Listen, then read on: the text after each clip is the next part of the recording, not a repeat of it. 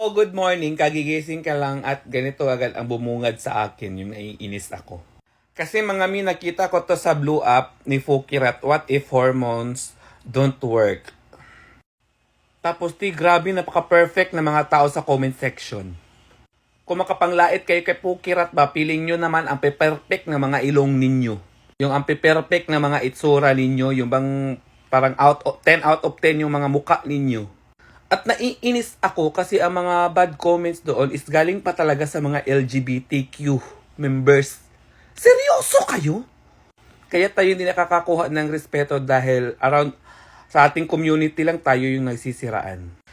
Ewan ko ba anong nagawa ni Fukirat sa inyo at galit na galit kayo sa kanya? Pwede naman kayo kung wala kayong mabuting sasabihin or wala kayong maiaambag, tumahimik na lang kayo. Saka kung para sabihin ko sa inyo, yung pag-glow up, hindi yun nag-glow in just one day. Proseso yun. Habang buhay yun na proseso. Kung makapanglait kayo no Fukirat, wala naman kayong ambag sa hormones niya.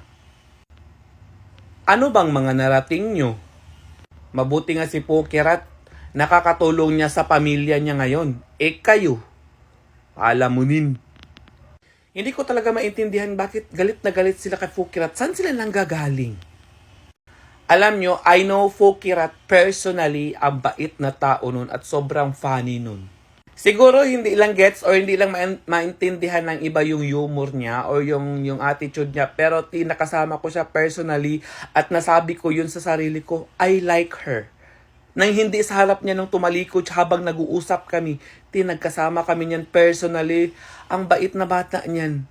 Tsaka sobrang nakakatawa. Kung hindi nyo man siya gusto din, it's okay. Huwag na kayo magsalita ng masasakit. Kasi nagpapaglow yung tao para ma-boost yung confidence niya, hindi para ma-please kayo. Kung hindi man siya maganda sa paningin nyo, it's okay. Hindi din naman kayo maganda sa paningin ko. Saka hindi din ako maganda, ha? Sana lang talaga baguhin na natin yung mga yung mga pag-uugali natin, lalong-lalo na sa mga LGBTQ members dyan. Dapat magsuportaan tayo, wag tayo magsiraan.